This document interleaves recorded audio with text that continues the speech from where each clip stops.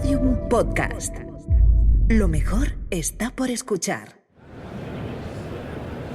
A primera hora de la mañana de aquel domingo de noviembre, ya hay varios jóvenes por las inmediaciones de La Traba, un centro social ocupado en el barrio de Arganzuela, en pleno corazón de Madrid.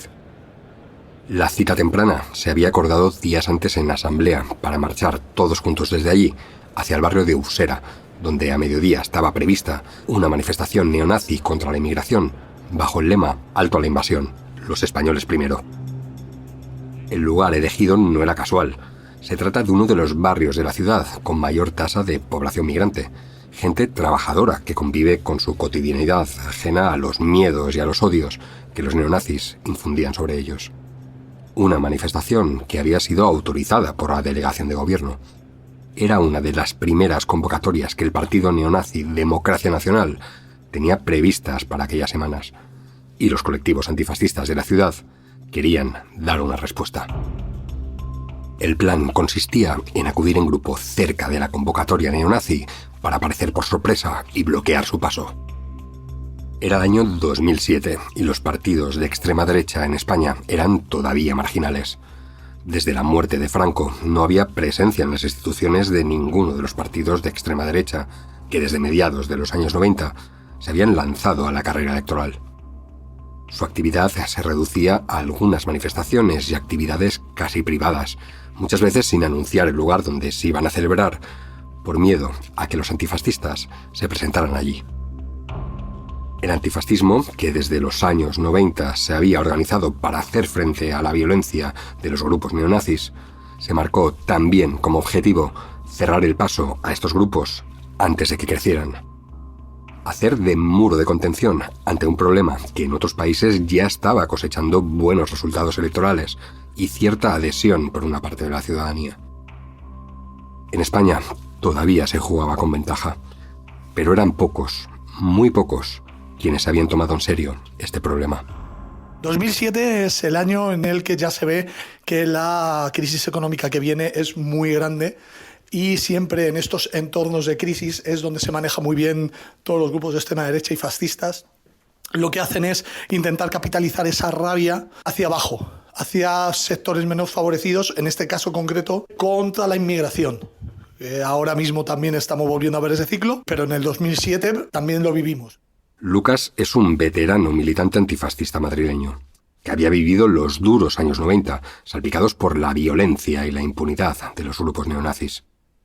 Le pedí que explicase para este episodio ese cambio generacional, cómo había sido su experiencia unos años antes de esta historia. El cambio generacional de los años 90 a los años 2000 es muy importante, como todos los cambios generacionales, porque nosotros habíamos vivido una época con mucha violencia en la calle, con una incapacidad del Estado, de la policía, de los jueces, de la sociedad civil, de parar a estas bandas neonazis que ejercían su violencia con total impunidad. Y sobre todo porque en los años 90 las personas que se tuvieron que poner al frente para atajar este problema eran prácticamente adolescentes. No contaban con toda la ayuda del entusiasmo que había habido en generaciones anteriores con la transición, con el cambio a la democracia. Pues todo ese entusiasmo de los finales de los 70 y 80 quedó diluido pues, por las estrepitosas políticas del PSOE y nos encontramos bastante solos, también con otras formas organizativas y con otras expectativas, pero al final éramos adolescentes enfrentando un problema pues, muy importante como es el de la violencia en las calles. En los años 2000 ya tienes a toda una generación que ya está aprendiendo de la anterior. En los mismos centros sociales, con las mismas tácticas, con las mismas estructuras, con las mismas organizaciones. Entonces ya pues como que se lleva mejor. El vacío organizativo que había en los años 90, habíamos pasado pues eso, de decenas de miles de militantes en partidos y sindicatos revolucionarios a estar pues prácticamente construyendo un movimiento desde cero en torno a los centros sociales ocupados y los colectivos autónomos. Los grupos antifascistas estaban compuestos mayoritariamente por jóvenes de izquierdas, por activistas de diferentes causas y movimientos sociales que conocían muy bien cómo actuaban los neonazis en las calles. Las agresiones racistas, LGTBI-fóbicas y la violencia neonazi había estado muy presente durante la década de los 90 y había dejado ya varios muertos. Lucrecia Pérez, Richard, Sonia Rescalvo, Guillem Agulló, Jimmy Lombele, Aitor Zabaleta. El problema estaba ahí, pero muy poca gente le prestaba atención. Y quienes habían decidido tomar la iniciativa, esos jóvenes que se reivindicaban antifascistas, eran caricaturizados y criminalizados por algunos medios de comunicación, que los pintaban como una tribu urbana, como el otro extremo, igual que los neonazis. Cada vez hay más gente en la traba. Se acerca la hora de la cita y poco a poco se van preparando para salir juntos hacia el metro. Son cerca de 200 personas y se dirigen a la estación de metro de Legazpi. Antes de que el metro abriese sus puertas, un joven observa desde el vagón a la masa de gente que está a punto de entrar. Se levanta de su asiento y se coloca junto a la puerta. Está nervioso. Se llama Josué Estebanez y es militar. Nació en el País Vasco y tiene 24 años. Trabaja desde hace un año en el Regimiento Inmemorial del Rey en Madrid. No disimula ni trata de pasar desapercibido. Aquel día lleva una sudadera de Three Stroke, una marca que se hizo muy popular aquellos años entre los grupos de extrema derecha. Anda algunos pasos sin rumbo, sin quitar ojo al andén. Se mete la mano en el bolsillo y saca algo, un objeto que sujeta con su mano derecha y esconde la espalda. Cuando entra al grupo de gente que se dirigía a la manifestación, permanece apoyado junto a una de las puertas, observando a corta distancia a todos los que van llenando el vagón. El grupo ocupa más de 2 vagones enteros de la línea 6. Hay jóvenes que han acudido desde diferentes barrios de Madrid, entre ellos un nutrido grupo de chavales de Vallecas, un barrio donde históricamente ha habido un gran tejido social y asociativo y una gran tradición antifascista. Carlos es uno de ellos. Lo conocen como el Pollo. Tiene tan solo 16 años, pero lleva tiempo involucrado junto a muchos de sus amigos. Varios de los antifascistas que acceden al vagón se percatan de la presencia del neonazi. Josué permanece junto a la puerta, mirando uno a uno a todos los que entran, desafiándolos, como si esperase que alguien le dijese algo. Carlos entra en ese momento, casi tropezando con él, cuando advierte la marca de ropa que éste luce en el pecho. Josué lo mira fijamente a los ojos. Carlos señala la marca de ropa del nazi. Y este, de repente, levanta el brazo rápidamente y sin mediar palabra asesta una puñalada directa al corazón del joven, lo agarra y lo empuja hacia la puerta y lo lanza fuera del vagón. El militar permanece en el vagón esgrimiendo su arma, andando de un lado a otro. Muchos no han visto que el neonazi iba armado y que había apuñalado a Carlos, pero empieza a correr la voz de que lleva una navaja. Josué empieza a deambular nervioso por el vagón mientras algunos de los antifascistas intentan desarmarlo. 2 de ellos también son apuñalados en el forcejeo. La confusión y el terror se apodera del vagón. Varios jóvenes salen a auxiliar a su compañero que yace malherido en el suelo de la estación de Legazpi. Todo había sucedido muy rápido. Josué se ve acorralado por los amigos del joven al que acaba de apuñalar y no sabe hacia dónde ir. Pero al ver un extintor, se hace con él y lo vacía en pleno vagón, provocando la huida de todos los pasajeros y aprovechando el humo y el caos para escapar. Varios de los amigos de Carlos persiguen al neonazi hasta la calle, donde finalmente es alcanzado y reducido hasta que llega la policía. Un pequeño grupo permanece junto a los heridos. Carlos está muy mal, inconsciente, desangrándose mientras llega la ambulancia. La policía toma el lugar mientras el SAMUR, los servicios de emergencias, montan un hospital de campaña en mitad de la calle, junto a la estación de Legazpi, donde están atendiendo a los heridos.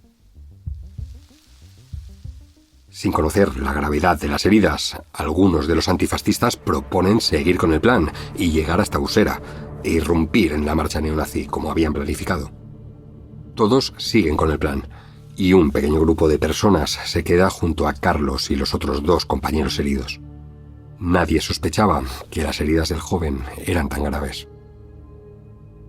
La ambulancia traslada a los heridos al Hospital 12 de Octubre.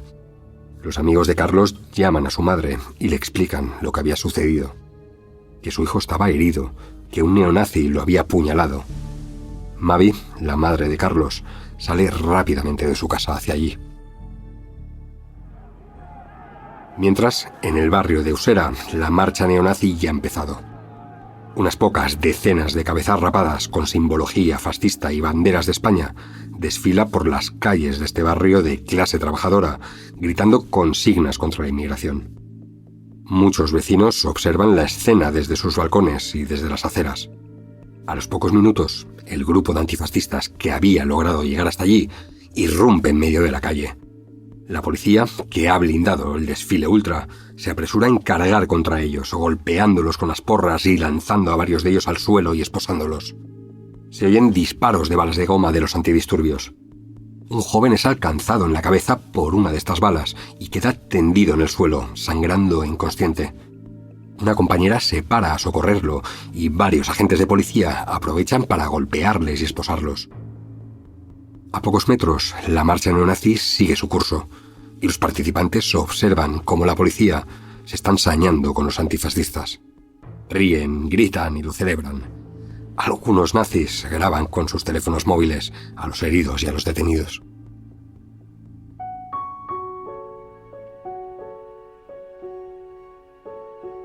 Mavi, la madre de Carlos, llega tan rápido como puede al hospital. Ni los médicos ni la policía le habían dicho que Carlos ya había muerto cuando llegó. Se enteraron minutos después por la prensa. La noticia del asesinato del joven antifascista corrió a lo largo del día como la pólvora. La consternación era total. Los medios de comunicación hablaban de enfrentamiento entre grupos contrarios, de punkis contra skins, una pelea entre radicales. Pero lo que se había vivido allí en el metro de Legazpi fue un asesinato. Una puñalada en el corazón que un militar neonazi le había asestado a un menor de edad por ser antifascista. Algunos testimonios recogidos por los medios de comunicación explicaban así lo sucedido. Que quede muy claro que no ha sido una reyerta entre bandas de ideología contraria, que nosotros somos antirracistas y acudíamos a una protesta antirracista al barrio de Usera, y que el neonazi con total frialdad sacó su cuchillo en el vagón del metro de Legazpi y se puso a cuchillar y acuchilló al compañero Carlos y acuchilló al compañero Alejandro, que está muy grave en el hospital, y que quede muy claro que no es una reyerta, que era un tío solo se hizo con un vagón entero, que iba con el cuchillo en la mano, que sentimos pánico, que nos salimos del vagón porque el tío iba con el cuchillo en la mano y hubiera apuñalado a quien hubiera hecho falta. Los amigos de Carlos van llegando poco a poco al hospital. Algunos están heridos por los golpes de la policía, que había cargado contra los antifascistas para proteger la manifestación neonazi de Usera. Mavi está rodeada de gente que la intenta calmar. La noticia ya está por todas partes. Los amigos de Carlos, destrozados por la pérdida de su amigo, sin saber muy bien cómo gestionar aquella situación, deciden convocar esa misma noche una concentración en la céntrica Puerta del Sol de Madrid. Pues son momentos muy duros. Acaban de asesinar a Carlos con tan solo 16 años y enfrente de muchos de sus compañeros. Son momentos de mucho caos, estamos completamente en shock, hay miedo, hay mucha rabia. Es un momento en el que se intenta mantener la cabeza fría para poder organizar una respuesta y asimilar todo esto que estaba pasando, en el que surgen debates internos, dudas sobre cómo continuar, qué es lo que tenemos que hacer en una situación como esta. También hay sectores que acercan a las asambleas pidiendo prudencia, que intentan pues desmovilizar, frenar esta serie de acciones y de movilizaciones que teníamos previstas, porque claro, se acercaban las jornadas antifascistas que se celebran en torno al 20N, eran pocos días después, y habían organizado toda una serie de concentraciones y acciones. La delegación del gobierno prohíbe todas nuestras manifestaciones y en cambio continúa legalizando las manifestaciones neonazis que tenían convocadas. Es cuando nosotros decidimos pues seguir adelante a pesar de todo, no dar ni un paso atrás, y lo hacemos por coherencia política y lo hacemos por Carlos. Nora es una de las personas que se quedó con Carlos en aquella carpa de los servicios de emergencia frente a la estación de Legazpi. Había salido con el grupo de antifascistas desde la trava y estaba en aquel vagón de metro cuando sucedió todo.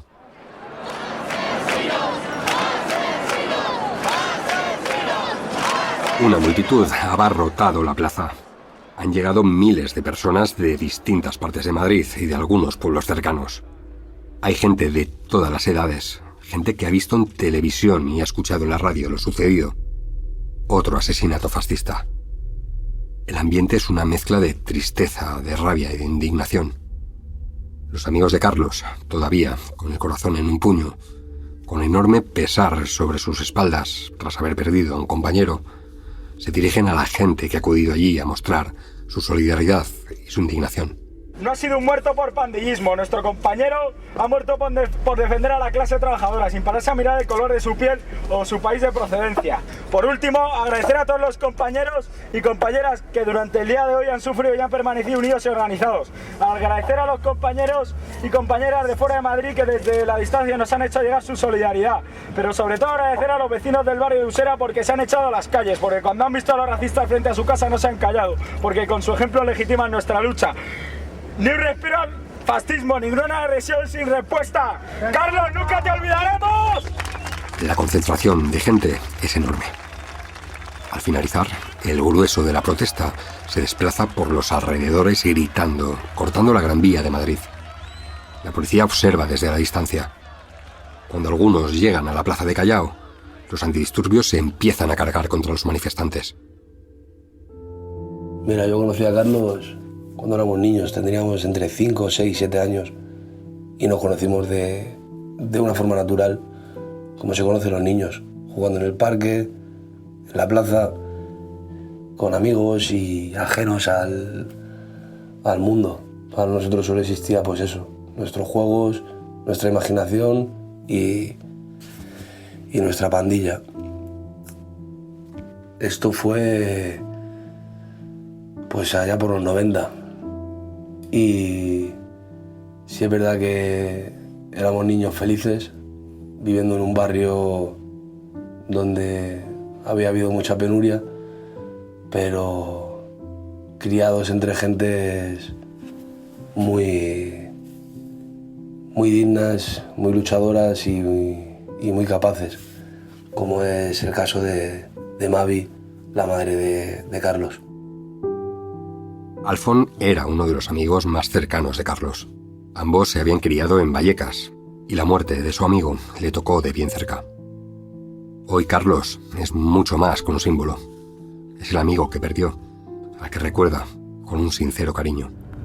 De Carlos, lo que destacaría de su personalidad era que tenía un carácter muy marcado, que inspiraba seguridad y confianza desde bien pequeño, entonces eso hacía que te gustase estar con él y compartir tiempo con él.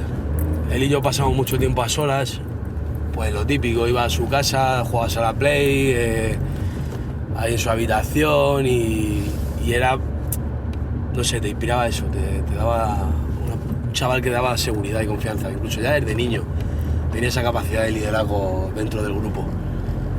No lo buscaba tampoco, eso también hacía que fuese pues auténtico. Y además es que era muy divertido, le gustaba mucho reír, vacilar, hacer bromas y andaba siempre con la sonrisa. Eso no quita que tuviese un carácter fuerte y era bien bravo y echado para adelante, también desde bien crío. Lo que pasa es que bueno, no nos dio tiempo a conocerle en su plenitud porque con 16 años lo asesinan, pero sí que siendo ya tan joven que parecía mucho más mayor de lo que era. La gente solía decirle que tenía pues, 20 años, 22, teníamos eso, 15, 16, eso ya te da una imagen o una idea de cómo era. Carlos y Alfon tomaron conciencia política muy pronto, muy jóvenes. Eran dos adolescentes que empezaban a descubrir el mundo y que inevitablemente se encontraron con muchas cosas que no les gustaban y que querían cambiar. Y bueno, a medida que fuimos creciendo, pues fuimos desarrollando cierto interés por todo lo que sucedía a nuestro alrededor.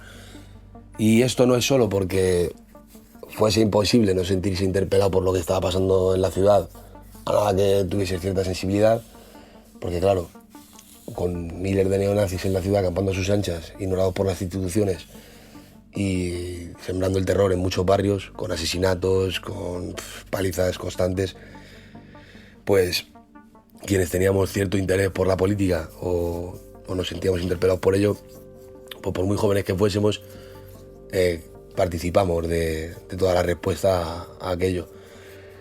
Además, en nuestras familias se nos había hablado de política y se nos habían explicado el porqué de las cosas, y en unos términos que nos hacían no solo sentir interés, sino que nos hacían sentir comprometidos o legitimados, o bueno, que había que involucrarse cuando algo no iba bien, porque además, siendo de Vallecas, algo que te educan en muchas familias, que han sido las que han tirado para adelante aquí en el barrio para que esto no sea el barrizal que fue en su día y el gueto en el que lo cometió el franquismo, ese que hay que luchar para que las cosas salgan adelante, y hay que hacerlo además de forma colectiva y comunitaria.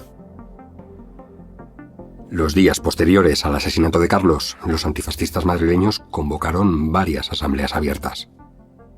Había varios actos neonazis contra los que antes del trágico suceso ya se había previsto actuar. Con el trauma reciente del asesinato de un compañero, los antifascistas deciden continuar con el plan. Sería su respuesta al crimen. Como rezaba una pancarta entonces, el mejor homenaje era continuar la lucha. A medida que crecimos, y esto seguramente lo viven muchos chicos y chicas y gente que ahora mismo nos está escuchando, dejar de ser ese niño, y no sabes muy bien en qué momento, pero cuando te quieres dar cuenta, pues ya no era Carlos, era el Pollo, y yo ya no era Alfonso, ya era el Alfón, y ya éramos sujetos que por mucho que quisiesen pasar inadvertidos o alejarse, o no, que no es el caso, pero aunque quisieras, en la vida a veces te pone delante de compromisos que no puedes rehuir de ellos. Y para nosotros, como chavales obreros de Vallecas, cuando nos vimos delante de una realidad como la que se vivía en las calles de Madrid, ya era imposible el decir, no, esto no va conmigo, no, esto no lo quiero yo. Y después, cuando a él lo mataron, eso se multiplicó hasta el infinito. No sabría decírtelo, expresarlo en términos concretos, pero su asesinato lo que implicó en muchos de nosotros fue que nuestra vida se iba a poner al servicio de hacerle la vida imposible a cualquier fascista que nos cruzásemos a partir de ese momento.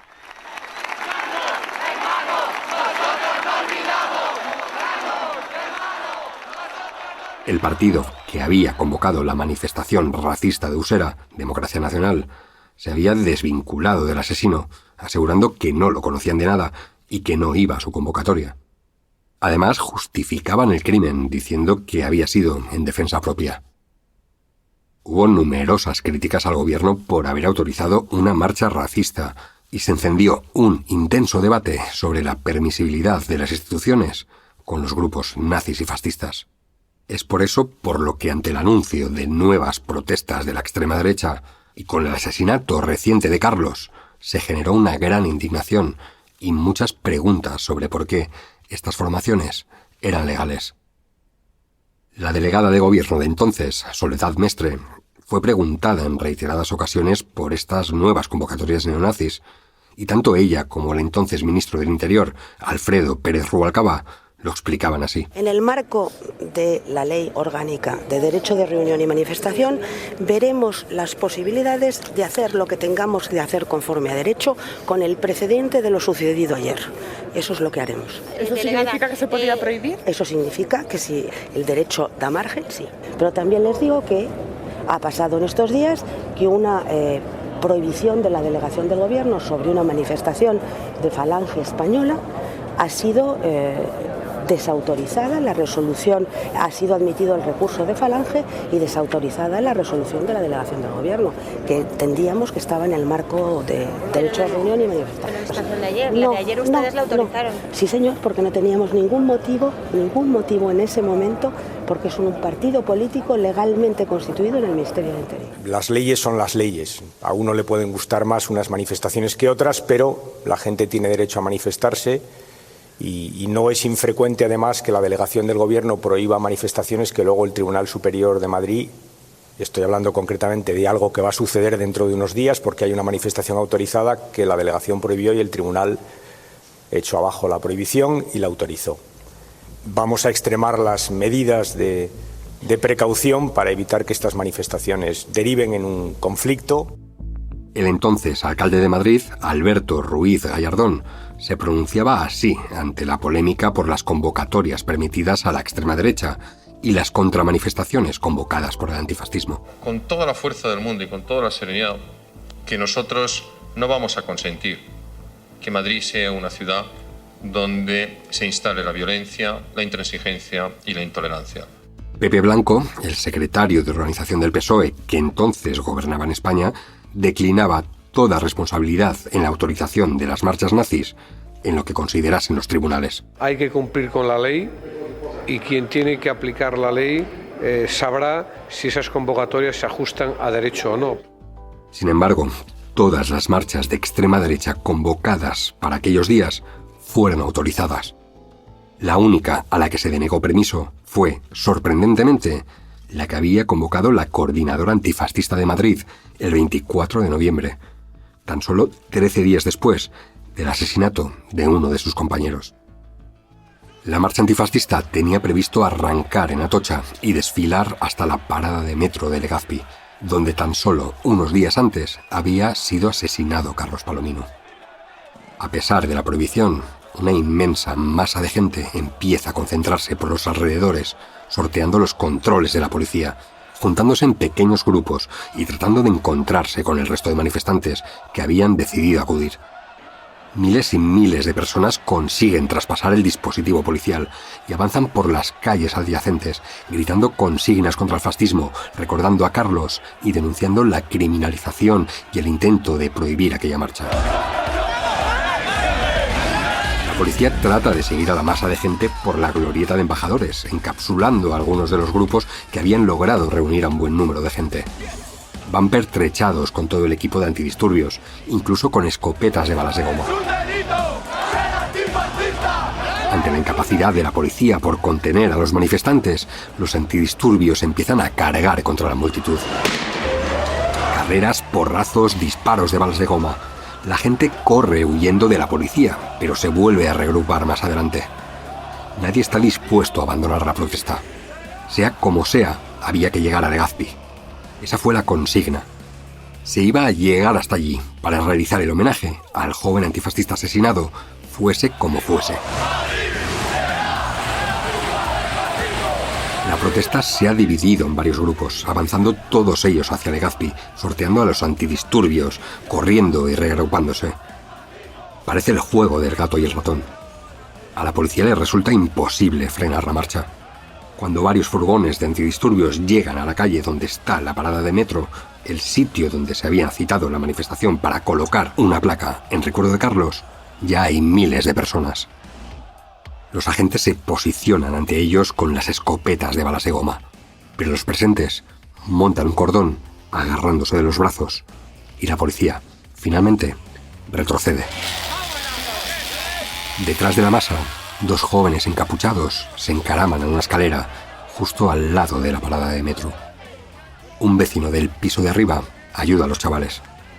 La placa de mármol, de color gris y con letras grabadas, decía: aquí fue asesinado Carlos Javier Palomino Muñoz, el 11 de noviembre de 2007, a la edad de 16 años, luchando contra el racismo y el fascismo.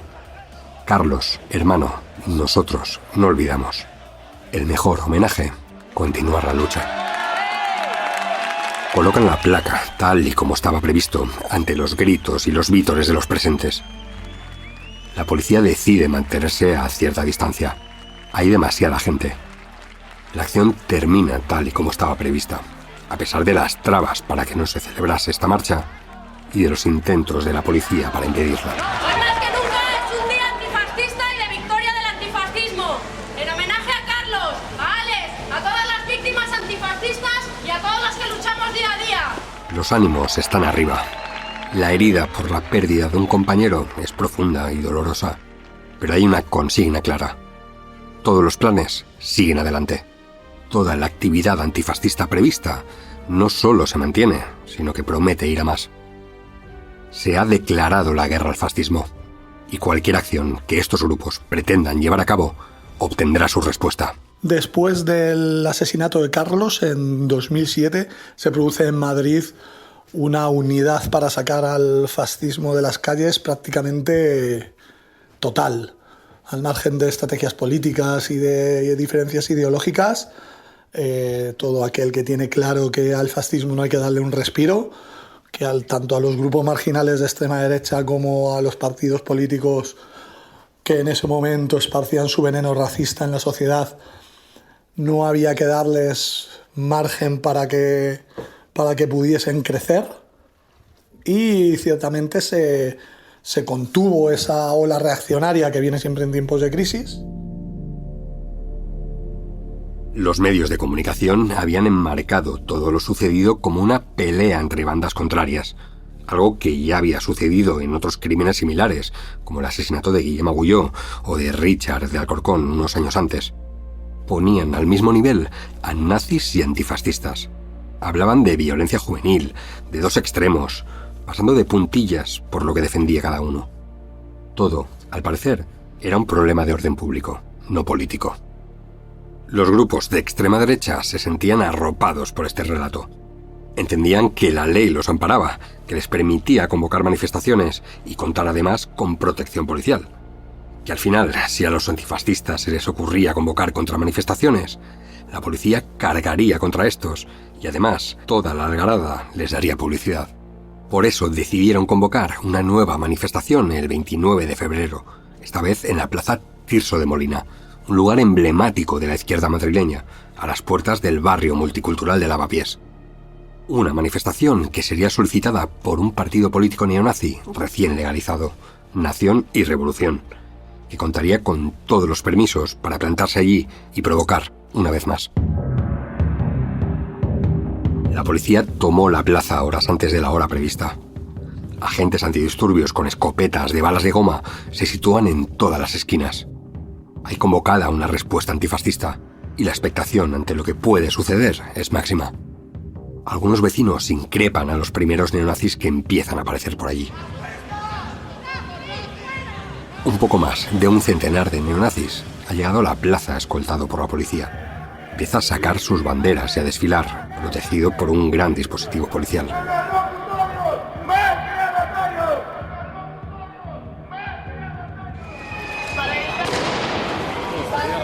A poca distancia de allí, cientos de antifascistas han formado pequeños grupos que se apostan en las calles cercanas.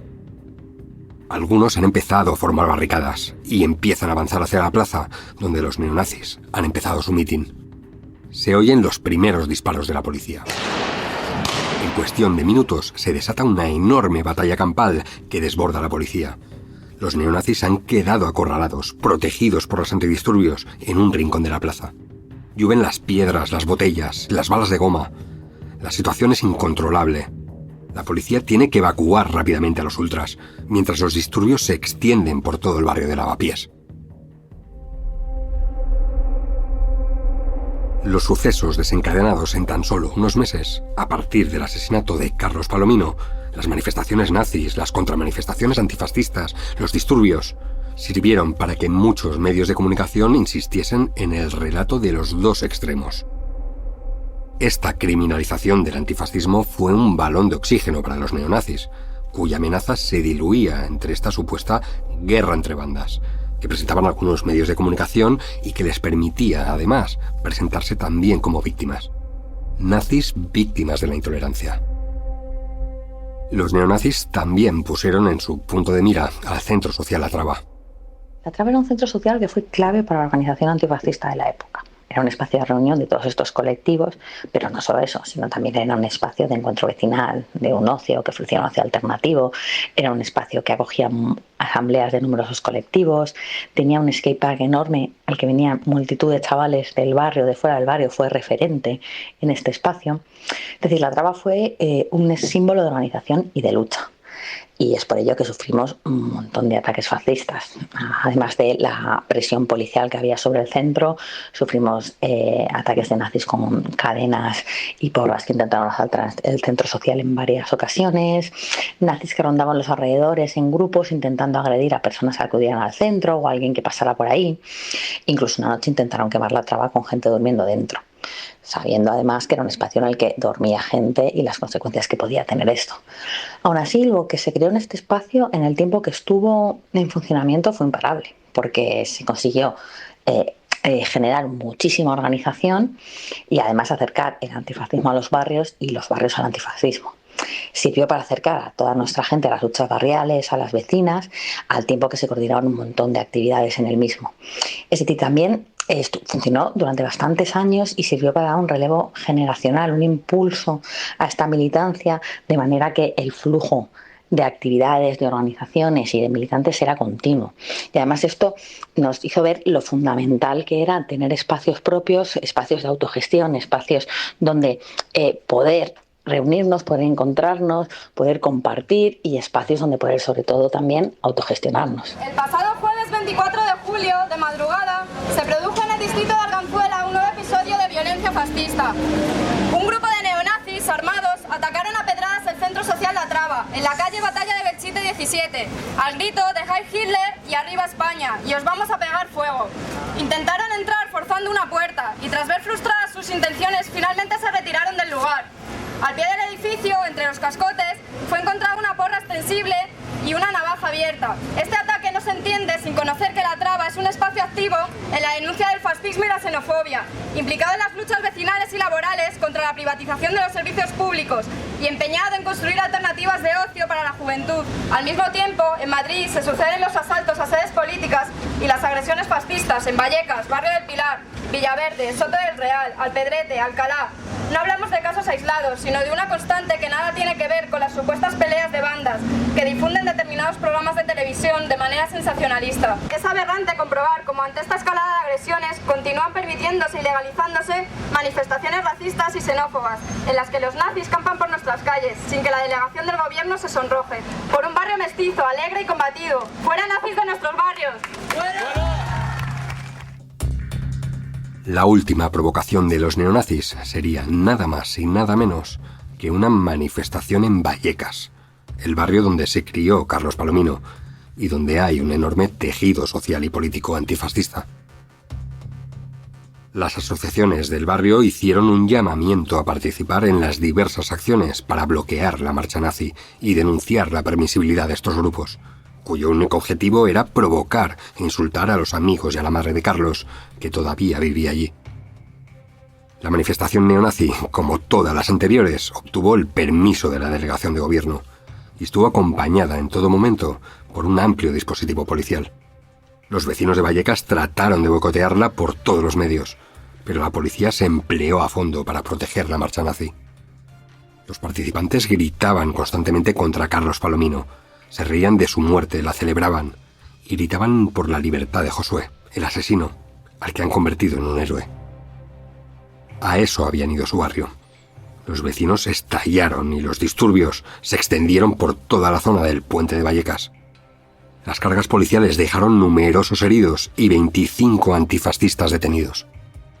Los neonazis fueron escoltados por la policía hasta una parada de metro cercana y abandonaron el lugar. En esta época vivimos 2 años frenéticos, donde no para la actividad ni un momento. 2 años dedicados por completo a la memoria de nuestro compañero, a frenar el fascismo en las calles, a difundir nuestras ideas, nuestro discurso, a crear esta organización de base, donde sufrimos un acoso y una manipulación mediática brutal, donde se intenta igualar a la víctima y al asesino, venderlo como una pelea de bandas y con una persecución y una represión policial en muchos de nuestros actos que se organizaban, con ilegalizaciones, con numerosos detenidos, multas. Y tras estos 2 años llega el juicio. Y llega con una desconfianza en las instituciones, con una creencia de que una condena penal más o menos alta para el asesino de Carlos no era la solución, ni mucho menos, ni iba a devolver al compañero, pero esperando que quedase acreditado con ello que esto no había sido una pelea de bandas, que había sido un asesinato político y que quedase claro el peligro que suponía dejar a los nazis campar a sus anchas. El 14 de septiembre de 2009 arrancaba en la Audiencia Provincial de Madrid el juicio por el asesinato de Carlos Javier Palomino. Me desplacé a Madrid a primera hora de la mañana para asistir como público, tras haber estado durante todos esos años siguiendo la evolución de los acontecimientos y en contacto con la madre del joven. Mavi era una mujer de clase trabajadora, valiente, una luchadora, que había invertido todo su esfuerzo en educar a su hijo en los valores de solidaridad y respeto. Estaba muy orgullosa de la militancia antifascista de su hijo. Mavi no había estado sola en ningún momento. Los amigos de Carlos habían estado con ella desde el primer día, acompañándola, cuidándola y también protegiéndola. Ella quiso estar en primera línea, no se amilanó, sino que tomó la iniciativa, apareciendo en los medios de comunicación, participando en todas las protestas antifascistas y junto a otras madres de jóvenes, impulsando una asociación de víctimas de la violencia fascista. Hay que tener en cuenta que toda la respuesta al asesinato se dio a través de la autogestión. O sea, no hubo ayuda absolutamente de nadie. Todo se organizó la propia gente, el propio movimiento antifascista. Desde cómo acudir al juicio, desde el apoyo a la familia. Cada uno colaboró con lo que pudo. Unos llevamos la defensa en el ámbito jurídico, otros ayudaron a la familia, otros no descuidaron la calle, otros trataron de dar la respuesta en el ámbito mediático, otros trataron de acompañar como pudiesen a amigos y familiares, pero sin ninguna ayuda. Erlán Sibarrondo fue el abogado de la familia de Carlos. Recuerda la soledad a la que se enfrentó el entorno de la víctima, sus amigos y su familia, y todo el movimiento antifascista, ante un problema que debería haber interpelado a toda la sociedad. El caso de Carlos sirvió para denunciar las consecuencias de permitir a estas bandas fascistas campar a sus anchas, las consecuencias de mirar hacia otro lado, y denunciar que se trataba de un crimen de odio, que a Carlos lo habían matado por ser antirracista, por acudir a protestar contra una marcha nazi.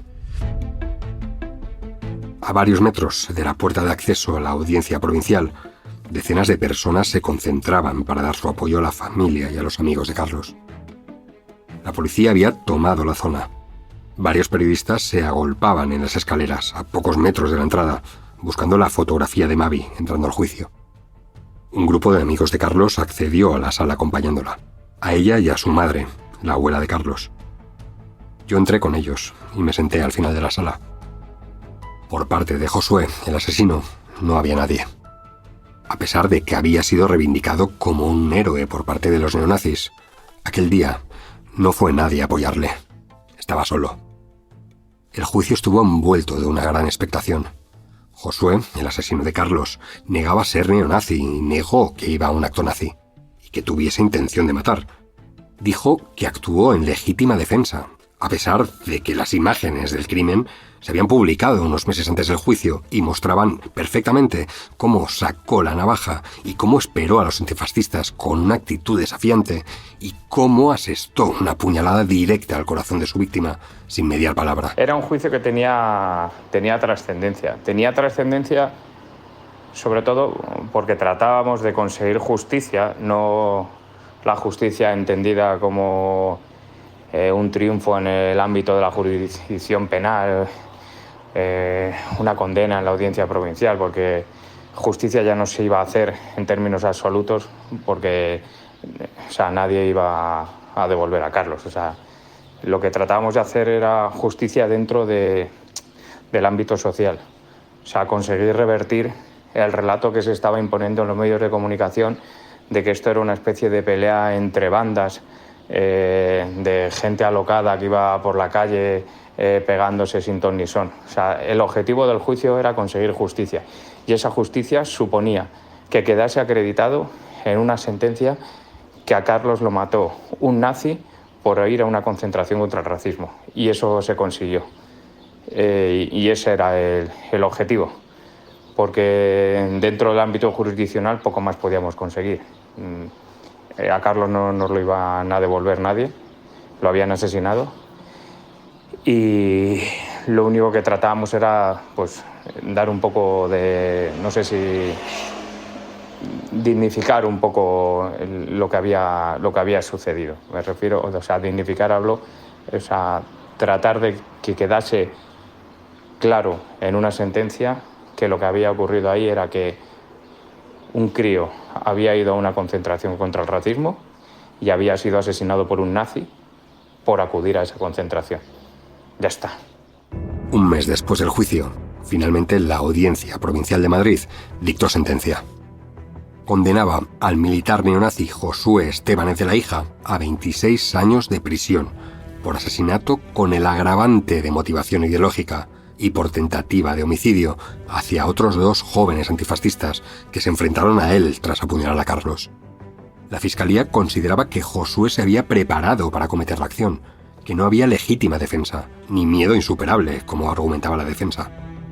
A pesar de que se le preguntó si quería pedir perdón, el neonazi tan solo lamentó lo ocurrido, argumentando que no quería matar a nadie, que no quería joderse la vida. Los amigos de Carlos habían estado presentes a las puertas de la audiencia durante todos los días que tuvo lugar el juicio. Nora fue una de las personas que accedió a la sala y que estuvo acompañando a Mavi en cada momento. Tras la sentencia del juicio, Madrid Antifa, que había sido la plataforma donde tras el asesinato de Carlos diferentes colectivos, organizaciones, individualidades se habían organizado para dar respuesta, se disuelve dando por cerrado un ciclo. La Coordinadora Antifascista de Madrid se mantiene y a día de hoy continúa su actividad. Y también se crea una plataforma en memoria de Carlos que cada año organiza en las fechas de su asesinato, en torno al 11 de noviembre, actos en su memoria, recordando a Carlos y a todos los asesinados por el fascismo como un deber histórico, como un deber militante y como un deber humano. Porque el asesinato de Carlos nos marca toda una generación, pero también despierta las conciencias de los que vendrían después. Por lo que pensamos que es indispensable continuar recordando a Carlos y transmitiendo este testigo de lucha que mantenga viva su memoria. Porque Carlos fue asesinado por luchar contra el racismo, por luchar contra el fascismo. Y no hay que olvidar que fue asesinado por sus ideas. Y nosotros seguimos luchando por ellas y por construir un futuro donde sus asesinos no tengan cabida. Nos volvemos a encontrar para recordarle al mundo que seguimos en pie de lucha con tu rostro por estandarte, con los mismos valores que tú defendías ayer y que muchos otros defenderán mañana, que dan igual los años que pasen, que hacemos juramento de no retroceder jamás frente a tus asesinos, frente a la infamia, frente al fascismo, por ti y por todas las personas que cayeron en la lucha. Da igual que nos amenacen, que nos golpeen, que nos encierren, que nos asesinen. Somos antifascistas y no daremos ni un solo paso atrás. Tu nombre seguirá cerrando nuestros puños de rabia, codo a codo, calle a calle, barrio a barrio. Tu nombre seguirá cruzando mares y países, barricadas y asambleas, corazones y pensamientos. Vives dentro de todos y cada uno de nosotros y no tenemos miedo. No tenemos absolutamente ningún miedo, ni estamos cansados, ni mucho menos rendidos. Hoy vuelven a sonar clarines de guerra. El aprendizaje intergeneracional es imprescindible para mantener viva la lucha.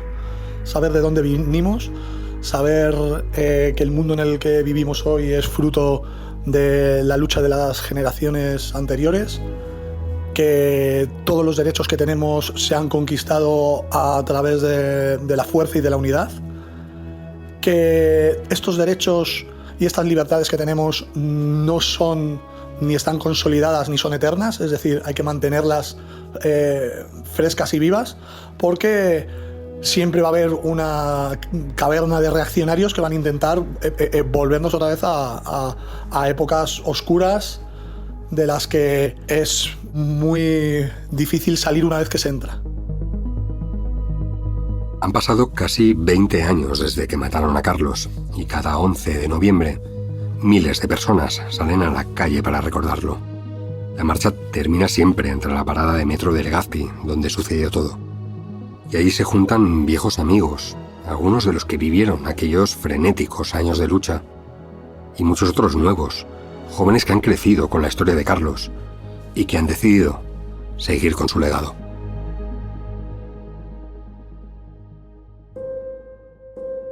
Aún 19 años después sigue mordiendo, ¿no?, el corazón de una madre, en este caso el mío. Yo no puedo decir más que estoy muy orgullosa de Carlos. Era muy joven, 16 años, pero con unas ideas ya muy claras por lo que quería luchar y por lo que quería ser y por lo que ya empezó a ser, antifascista. Y lo mamó en casa, sí, lo mamó en casa, pero luego la vida le fue enseñando realmente lo que era la ultraderecha, los daños que hacía por las víctimas que había habido anteriormente a él y por la forma que tenían y querían arrancar esas raíces, ¿no? Cosas que nunca consiguieron. Ellos son semillas. Vamos a luchar, mundo antifascista, vamos a luchar porque esto no siga adelante, vamos a luchar por todos aquellos que nos robaron y vamos a luchar porque sus muertes no hayan sido en vano. Muchas gracias por vuestra compañía de 19 años, por vuestra lucha de 19 años a mi lado y seguir así. Muchas gracias por todo. Lo hicimos lo mejor que supimos. Explicamos una y otra vez que cortar de raíz la vida, el latido de un chaval cualquiera, era algo que no podíamos olvidar ni perdonar. Recorrimos el mapa de una gran ciudad que nos engullía, barrios que no podíamos pisar, líneas de metro mirando a un lado y a otro, pasos cortos y duros, rápidos, y noches que se hacían día, días que eran demasiado oscuros. Nos hicimos autodidactas, aprendimos sobre la marcha a llorar en los hombros del amigo, del compañero, del amante, a cubrirnos las espaldas. Lo hicimos y nos levantamos, lo hicimos de 1000 formas. Hoy tendrías 34 años y nos preguntamos cada otoño cuántas cosas hubiésemos vivido juntos, cuánto nos robaron de ti, cuánto, y aún así, queda de ti en todos nosotros. Y te echamos de menos. Y lo repetimos una y otra vez. No te olvidábamos, no los perdonábamos.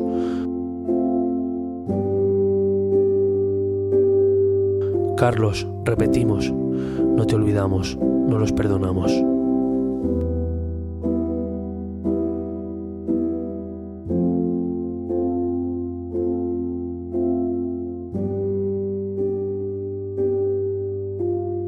Crímenes de Odio es una producción original de Podium Podcast con la colaboración de Ser Podcast. Escrito y narrado por Miquel Ramos. Diseño sonoro, Nico Solís. Producción y coordinación, Jesús Blanquiño. Agradecimientos al equipo de documentación de Cadena Ser.